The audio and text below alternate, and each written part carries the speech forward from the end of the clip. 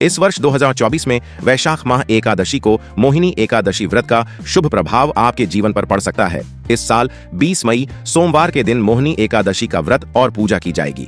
हिंदू धर्म में भगवान विष्णु को सृष्टि का पालनहार कहा गया है और साल के सभी 24 एकादशी भगवान विष्णु को समर्पित की जाती है और वैशाख माह में आने वाली एकादशी को मोहिनी एकादशी के रूप में जाना जाता है। इस साल 20 मई सोमवार को मोहिनी एकादशी व्रत का शुभ प्रभावकारी संयोग बना है। इस दिन की पौराणिक मान्यता है कि भगवान विष्णु ने मोहिनी अवतार के रूप में दानवों को मोहित कर किया था और समुद्र मंथन से निकला अमृत देवताओं को दे दिया था, जिससे देवता हमेशा के लिए अजर अमर हो गए थे। और यह भी कहा जाता है कि इसी दिन राहु और केतु का जन्म हुआ था। तो चलिए जानते हैं इस पौराणिक रहस्य को। राहु और केतु पहले अलग अलग नहीं थे, ये एक ही शरीर से जन्मे राक्षस ग्रह हैं। जब समुद्र मंथन हुआ था तब देवता और दानव समुद्र मंथन से निकले अमृत कलश को पाने के लिए लड़ने लगे और दानवों के बाहुबल से अमृत कलश दानवों के पास चला गया था।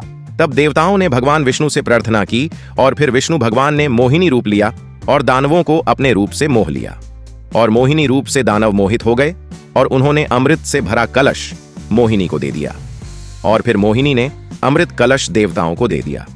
और जब देवता पंक्ति में बैठकर अमृत का पान कर रहे थे, एक राक्षस स्वरभानु भी भेष बदलकर इस पंक्ति में आ गया और देवताओं को धोखा देकर अमृत का पान कर गया और उसी वक्त सूर्य और चंद्रमा ने उसे पहचान लिया।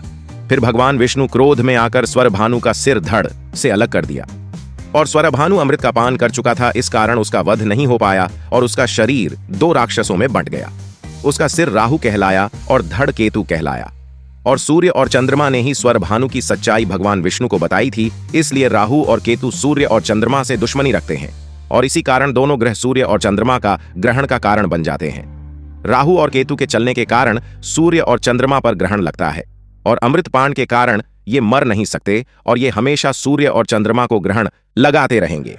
राहु और केतु के संबंध में कहा जाता है कि जिसकी कुंडली में राहु और केतु मजबूत स्थिति में है, उनकी जिंदगी में परेशानियां कम होती हैं।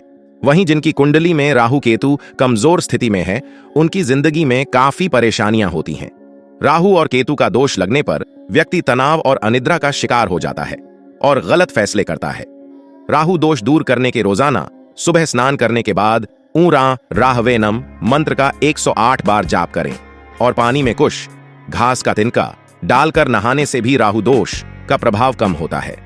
बुधवार से शुरू करके 7 दिन तक काले कुत्ते को मीठी रोटी खिलाने से राहु दोष का दुष्प्रभाव कम होता है। यहाँ जानकारी ज्योतिष शास्त्र के आधार पर दी गई है। आराध्या शाइनी व्लॉग्स इन मान्यताओं और जानकारियों की पुष्टि नहीं करता।